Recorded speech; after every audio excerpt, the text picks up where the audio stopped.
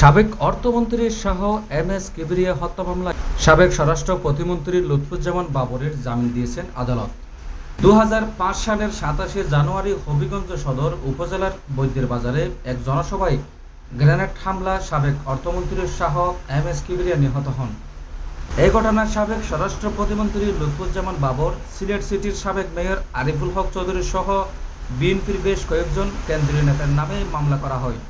এর আগে বিএনপি সরকারের পর তত্ত্বাবধায়ক সরকার গঠিত হলে ২০০৭ সালের ২৮শে মে লুৎফুজ্জামান বাবরকে আটক করা হয়। অবৈধ সম্পদ অর্জন ও তথ্য গোপনের অভিযোগে তার বিরুদ্ধে ২০০৮ সালের ১৩ জানুয়ারি রমনা থানায় মামলা করে দুর্নীতি দমন কমিশন দুদক। লুৎফুজ্জামান বাবর সে সময়ে দুদকের কাছে ৬,৭৭,৩১,৩১২ টাকা সম্পদের হিসাব দেন। তার বিরুদ্ধে অভিযোগ করা হয় তিনি ৭,৫,৯১,৮৯৬ টাকা মূল্যমানের সম্পদের তথ্য গোপন করেছেন। ওই বছরের ১২ই আগস্ট তার বিরুদ্ধে অভিযোগ গঠন করা হয়।